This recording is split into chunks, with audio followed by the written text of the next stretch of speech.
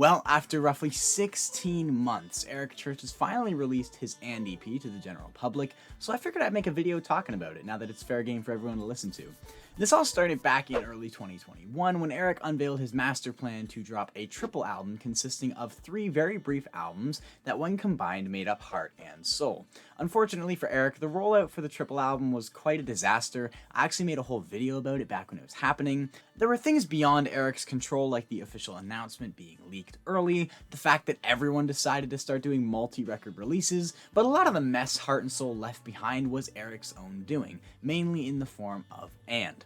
The biggest problem with And was simply the fact that it was never released to the general public alongside the other 2 albums, Heart and Soul. It was just so odd and disappointing for this project to be advertised as a 3-piece set, only for Eric to come out right before the release and inform us that one of the 3 albums was only going to be available to his church choir members, furthermore exclusively on vinyl. He made that middle record And just about as inconvenient to listen to as possible, because if you weren't a member of the church choir, you had to become one. And beyond that, if you didn't have a record player, well, you better get your hands on one, otherwise you still wouldn't have been able to listen to this thing. I should clarify, in case some of you aren't aware, Eric's church choir is effectively like a glorified Patreon where his fans can subscribe for a certain amount annually and receive stuff like offers and deals on merchandise, bonus content, access to pre-sale tickets, etc. This actually provides a great transition for me to announce that after quite a while, I have decided to launch my own Patreon. There's a link down below in the description if you are interested. It's only $5 a month, which is like $3.85 American because most of you watching are American. If you're feeling extra generous and wish to donate more, there is a $10 option, aka $7.70 USD. If that is of interest to you, I wrestled back and forth if I wanted to actually start a Patreon because I don't want it to seem like I'm trying to milk this channel for money, but several of you reached out encouraging me to start one up, and if I want to make this whole YouTube thing a sustainable gig, it seems like the obvious next step. At the moment, the subscription is just a donation to help me out. I don't want to bite off more than I can chew by promising bonus content I can't keep up with. Down the line, the goal is to introduce different features and extras like bonus content, but it's still very new to me, and right now my focus is just getting it up and running. So that's it. The option is there if you wish to support me financially. It would be greatly appreciated, but if you're a consistent viewer of my channel, liking and commenting on my videos, that's already more support than I could possibly ask for, and I am so thankful for all of you. The Patreon is simply there if you wish to support me further, and with that, we can get back to the video. It almost felt like clickbait how Heart and Soul is being advertised versus what was required if you actually wanted to listen to the project in its entirety. But finally, 16 months later, we can leave all of that behind because And has finally been released to streaming services for all to enjoy, so I figured why not make a video about it. In total, the EP consists of 6 tracks for a runtime of 23 minutes. Of those 6 songs, the EP includes Through My Ray-Bans and Doin' Life With Me, which strangely enough were released as teasers during the build-up to Heart and Soul,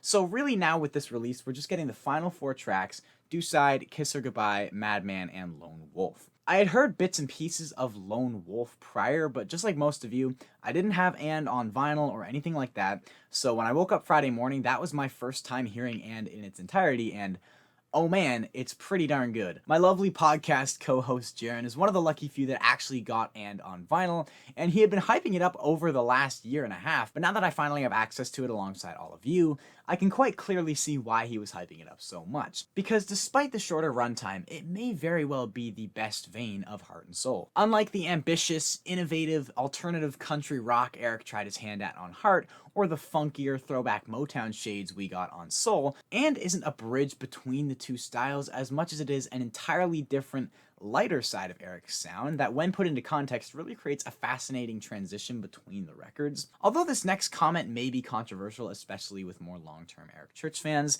I think this very well may be the best production on any Eric Church project, period.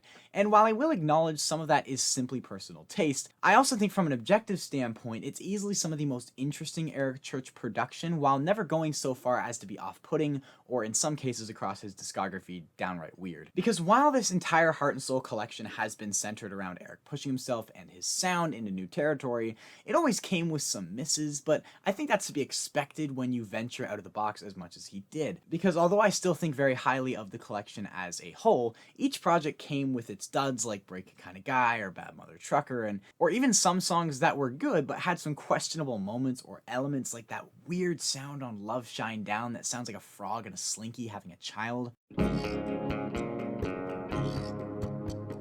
But in my opinion, Anne just doesn't have those moments. I think the track list is 6 out of 6, that left me with hardly a single criticism from a production or lyrical standpoint. Like I said, the first two songs, Through My Ray-Bans and Doing Life With Me, were oddly released to the public beforehand, but I forget if I've actually talked about them on the channel before. Through My Ray-Bans is this anthem of resilience and strength within the country music community, obviously in reference and dedication to the survivors of the Route 91 Harvest Festival shooting, which took place nearly 5 years ago now. The production is so stripped back and pretty, but the guitars add this subtle grit that pair well with these lyrics that see Eric describing the country music fans as soldiers, saying they're guarding against the world outside like an army of Friday night soldiers. That whole chorus is just so heavy. I think Eric did a great job of painting these people in such a significant light, while describing these terrible events in such an indirect way that isn't jarring on the ears, but stays heavy on the heart. The battle wages tomorrow, but tonight you don't give a damn. I wish you could stay the way I see you through my Ray-Bans. Doing Life With Me is one I really liked out of the gate, and though it's faded on me over time, when I went back to it listening through this EP, I was quickly reminded of why I loved it so much. It's by far the most acoustically oriented song with the layered guitars that create this super intricate bass for Eric to sing over, and it's just a super simple song about gratitude and Eric being thankful for those around him, still supporting him, and especially at this point in his career, as he's adopted more of a father figure role, not only for his children, but the country music community in general. It just seems like the most fitting kind of song for him to release right now. But then we get into the new songs, the ones that were held from public until this past Friday. Due Side is this rowdy, reckless, outlaw banger you're gonna get with every Eric Church project, but this one in particular really carries a lot of grit, really calling back to the Chief era or even the Outsiders at times, just big early 2010s energy with the slightly delayed vocals, the creepy electrics, the whining banjos. Beyond the general palette, he really spices this one up with a sharp synth pad, some dramatic vocal effects in the bridge, and I love the way he ends the song. You're waiting for the chorus to come back one more time, but instead you just get some chopped up sections of those trademark female background vocals as the song begins to ring out. It's so edgy, so unpredictable, so Eric, and only he could pull those sounds together and make it all work as well as it did. Kiss Her Goodbye would appear to be the most popular on the track list so far, but it's easy to see why. In fact, it's tied for my favorite with one of the final two songs I will get to in just a moment. Kiss Her Goodbye is a song about reminiscing on a lost love and dying to feel that comfort and affection that he didn't know he was going to miss until he lost it. And while that in and of itself is a story bound for a compelling song, only Eric could take it to the level he did and just really bring out the most this song could have possibly offered. That second verse in particular is just so poetic when he says, "To the untrained eye, I'm just a fool, trying to drown all my didn't do's, but I settled all unsettled scores, now that last call don't pick up no more." But it's the way he makes the lyrics flow and bounce off of each other, and how it slides so seamlessly into the pre-chorus and then into the chorus, which is almost this anti-drop, which is a term I'm going to steal from Charlie Puth. My least favorite word in music, but like, here comes the drop, oh my god, here comes the drop. And then I don't give them the drop, I give them the anti-drop. Where rather than the chorus being this climax, it's this abrupt shift into a more minimal, intimate sound, and I think on a song as gentle and blue as Kiss Her Goodbye, it just works so well. Especially towards the back half, the song puts a lot of emphasis on the thing that I think separates this EP from a lot of the competition, and that's the atmosphere. The reverb placed onto the pianos, paired with the different panning of the instruments, it makes the song feel like its own little world rather than something that was recorded in a small room with headphones on. The way everything swims in and out of focus, there's so much air and space in the mix, it really sends you for a whirl. In general, it's just very artistic and not something you're going to hear much, especially in country music, where generally artists search for a more raw sound, and for good reason. But on this song, and the EP in general, Eric really shows how upping the production and adding more can actually improve a song drastically when done right. Because truthfully, I don't know if some of these songs would have hit as hard if they weren't so beefed up from the soundboard. Right after Kiss Her Goodbye is the other song in contention for my favorite, Madman, which is this gloomy song about, as you could guess, a dude going insane after losing this girl, his descent into madness. And again, just like so much of this EP, I don't know which side of the song to start with, because both the lyrics and production are so worthy of all the time in the world, but it really is the musical side that made it stand out initially, and keeps me coming back like 4 times a day. The song opens with these unsettling but beautiful open guitar chords that are almost unresolved. They make it feel very mysterious and enticing, and again, it's the atmosphere you get from those synth pads, paired with the lightly reverb guitars. It just feels like a quiet, cold night watching this girl's Mercedes drive of way. Furthermore, I love the structure of this song and how the chorus is dragged out by several bars.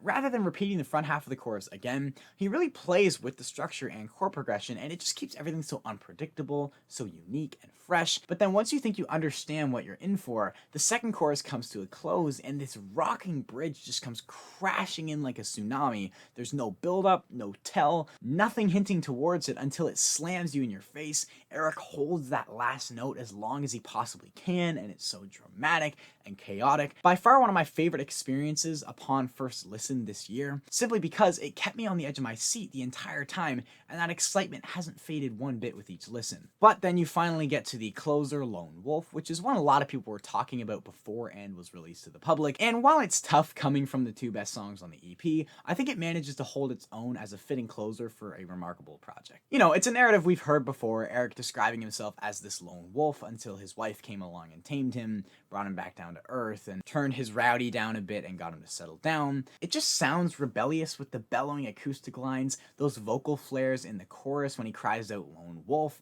and the whole band just turns it up for those few hits, and it's really just a cool way to close off the EP. Yeah, I should really start closing this video down. I went on for a lot longer than I anticipated, but there's just so much to love with this record. Like I said, from the production side, it's as good as you're gonna get. As far as I'm concerned, this is what pushing the envelope in the right way looks like. It's unique, new, incredibly creative, while still feeling so country, so instrumental, and so Eric. Now hearing and how good it is, in hindsight, it makes the wait all worth it. Over the last 16 months, Anne has been this mysterious question, this unknown variable in Eric's discography that people could tell you about, but you couldn't actually listen to. But surprisingly, Anne lived up to the hype and also felt fittingly obscure, and I think fulfilled its expectations in that department as well. Rating-wise, I'm feeling really good about this one, as you can probably tell. I genuinely think, despite being short and sweet, it could age into one of Eric's best releases. I'm gonna give this one a good 9, think like a 9.3 out of 10. I absolutely love it.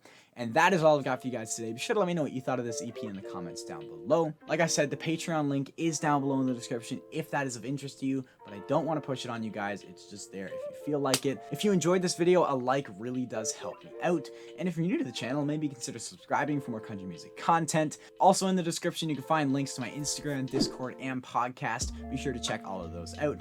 And yeah, I think I've said everything I needed to say. So until next time, I hope all of you have a fantastic day.